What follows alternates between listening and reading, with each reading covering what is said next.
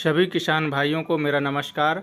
स्वागत है आपका modern horticulture techniques YouTube channel पर।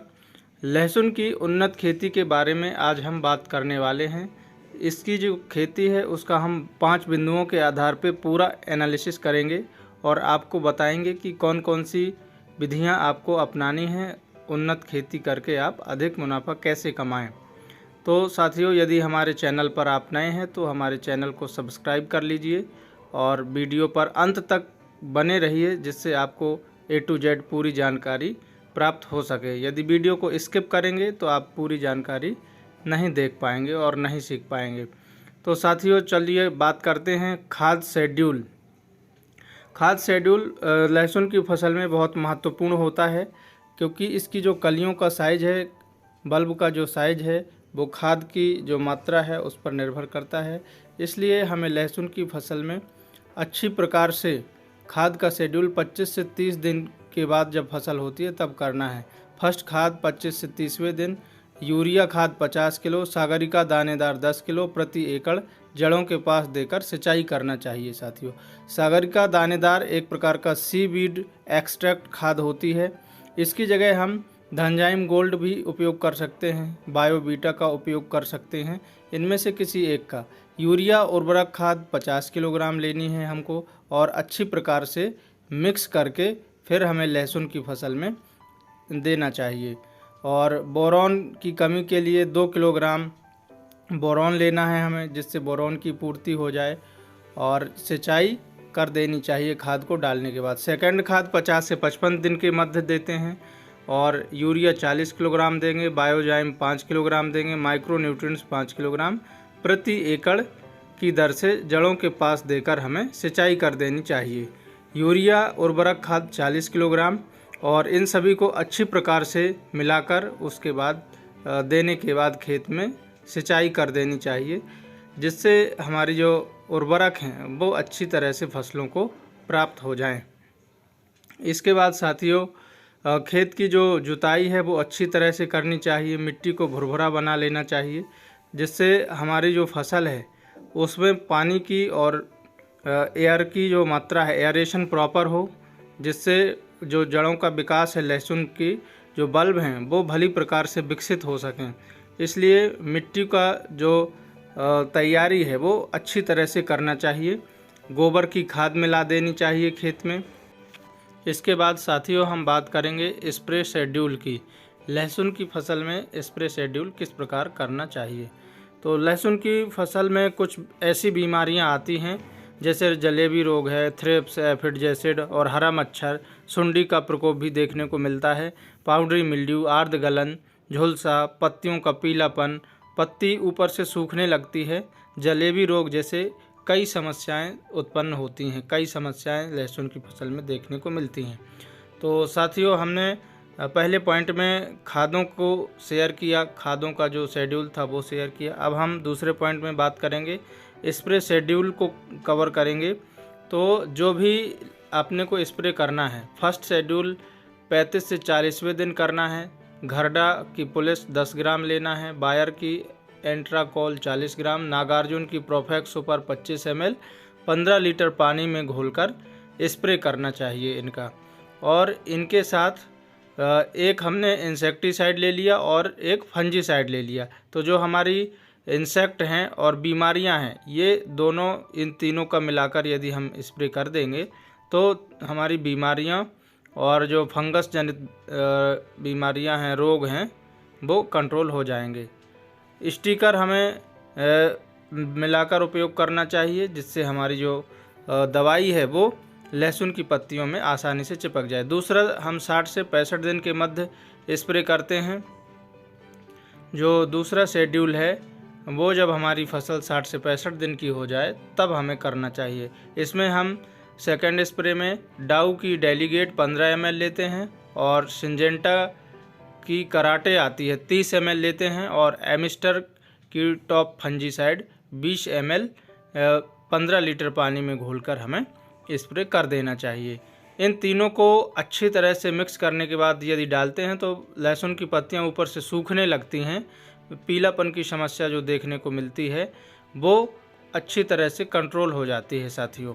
तो इन तीनों का मिश्रण अच्छी तरह से मिलाकर उपयोग करना है और स्टिकर का उपयोग अवश्य करना है, क्योंकि जो लहसुन की पत्तियां होती हैं वो चिकनी होती हैं।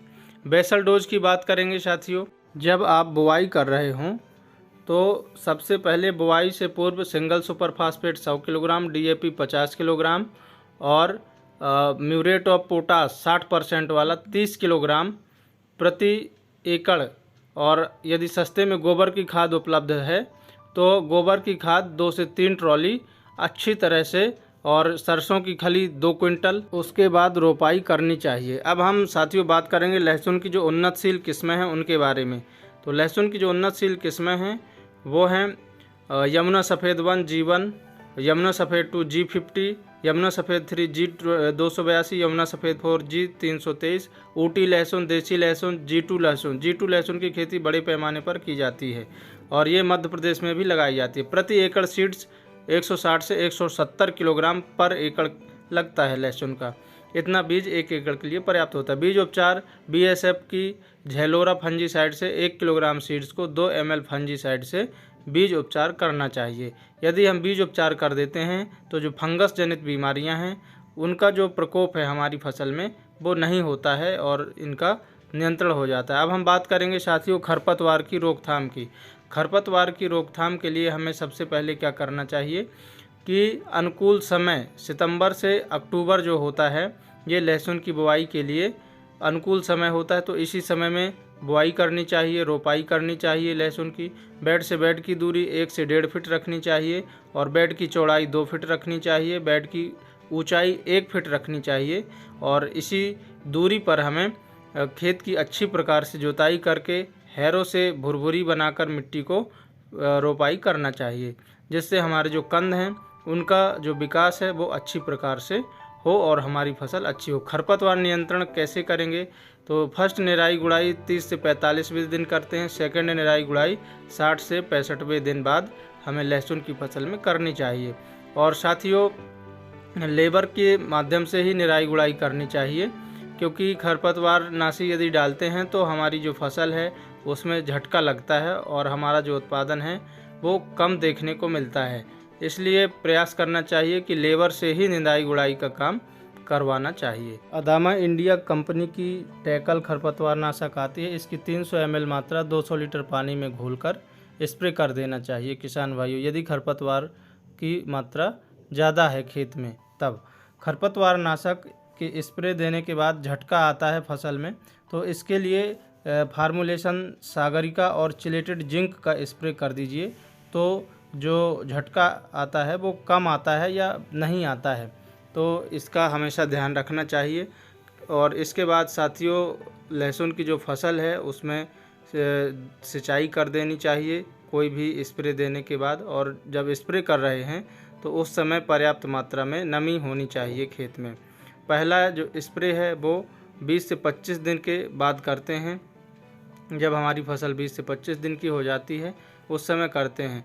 तो स्प्रे करने के बाद हमें ये फॉर्मुलेशन सागरिका और चिलेटेड जिंक, सागरिका 1 लीटर पानी में 2 ml और चिलेटेड जिंक 1 लीटर पानी में 2 ग्राम मिलाकर स्प्रे करना है, जिससे हमारी फसल में जो झटका आता है वो नहीं आए या कम मात्रा में आए। क्योंकि यदि हमारी फसल में झटका आता है तो उसकी जो ग्रोथ है, बढ़वार है, वो रुक जाती है। और इनका स्प्रे जब करते हैं तब स्टिकर स्प्रेडर के नाम से आता है, इसको ज़रूर मिलाकर स्प्रे करें। अब हम साथियों बात करेंगे खेत की तैयारी की। तो खेत की तैयारी करने के लिए साधारणतः 2 से 3 जुताई कर दें और गोबर की खाद अच्छी तरह से मिला दें। गोबर की खाद मिलाने के बाद खेत को हैरों की मदद से भुरभुरा बना लें और पाटा चलाकर समतल कर देना चाहिए। यदि हमारी मिट्टी सख्त है, हार्ड है, तो इसके लिए हमें 50 किलोग्राम सिंगल सुपर फास्फेट अच्छी तरह से जो पाउडर फॉर्म में आती है वो मिट्टी में मिला देनी चाहिए। इससे जो हमारी मिट्टी है वो भुरभुरी हो जाएगी, कोमल हो जाती है, तो जिससे हमारे जो कंद हैं उनका विकास अच्छी तरह से होता है। तो सिंगल सुपर फास्फेट ज़रूर मिलाना चाहिए और इससे हमारे जो उत्पादन है वो 50 से 60 कुंटल प्रति एकड़ देखने को मिलता है। 1 एकड़ में हम 30 से 35 हज़ार रुपये का जो खर्चा है वो आता है। और मंडी भाव, बाज़ार भाव यदि 3,000 रुपये प्रति कुंटल मिला हमें तो हम और लाइफ साइकिल 120 से 125 दिन की होती है लहसुन की फसल की, और इतने दिन में कंप्लीट हो जाती है, हमारी फसल प्राप्त हो जाती है किसान भाइयों।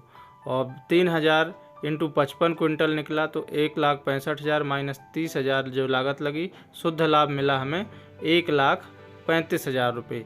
तो इस प्रकार से किसान भाइयों यदि हम खेती करते हैं तो हमें 1 एकड़ में शुद्ध लाभ 1,35,000 रुपये के आसपास मिल जाता है। मतलब 1 लाख से 1.25 लाख के बीच में हमारी जो आमदनी है, नेट प्रॉफिट है, वो 1 एकड़ से मिल जाती है। अब किसान भाइयों, हमने आपको इस वीडियो के माध्यम से लहसुन की खेती के बारे में बताया कि कौन से समय में कौन सी खाद हमें डालनी चाहिए और किस प्रकार से हमें अच्छा उत्पादन प्राप्त हो सकता है। तो इन सभी बिंदुओं के बारे में हमने जानकारी दी। अब हमारे अगली जानकारी के लिए आप बने रहिए हमारे साथ और हमारे चैनल को सब्सक्राइब कर लीजिए, जिससे आपको जो आने वाली वीडियो हैं वो उपलब्ध होती रहें। यदि आपने अभी तक हमारे चैनल को सब्सक्राइब नहीं किया है तो सब्सक्राइब कर लीजिए।